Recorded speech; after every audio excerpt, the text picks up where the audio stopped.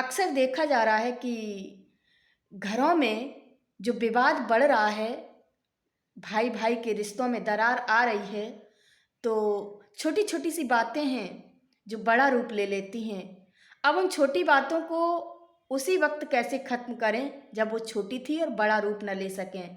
उसके लिए मैं आपको आज एक स्टोरी सुनाती हूँ, ध्यान से सुनिएगा।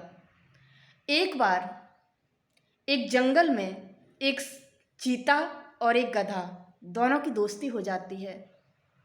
जब दोस्ती हो जाती है तो एक दिन वो बहस करने लगते हैं और उनकी बहस किस बात पर थी।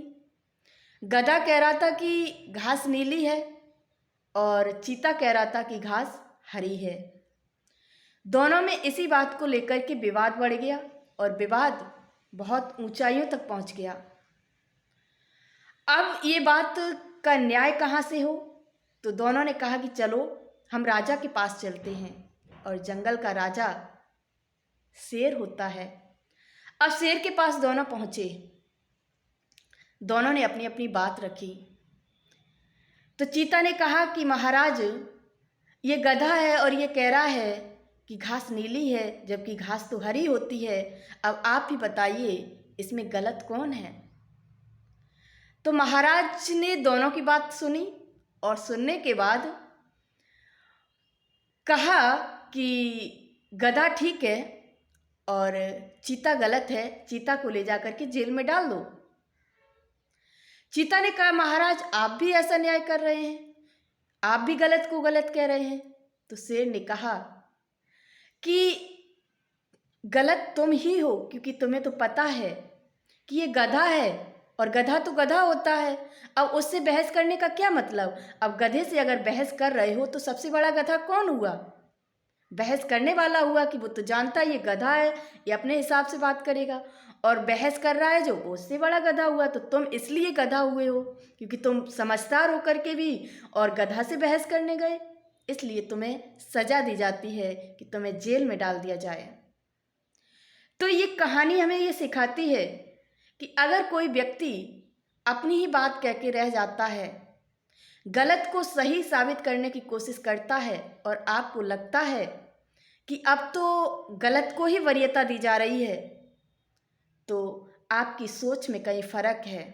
क्योंकि आप गलत व्यक्ति से बहस करने गए हैं, इसलिए आपको गलत कहा जा रहा है। और अगर उस वक्त आप चुप हो जाते तो विवाद बढ़ता ही नहीं।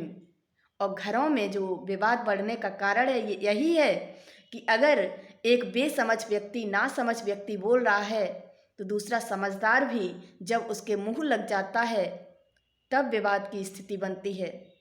तो अगर उस वक्त आप उसके मुंह लगे ही नहीं, शांत हो जाएं, मौन में बहुत बड़ी ताकत होती है।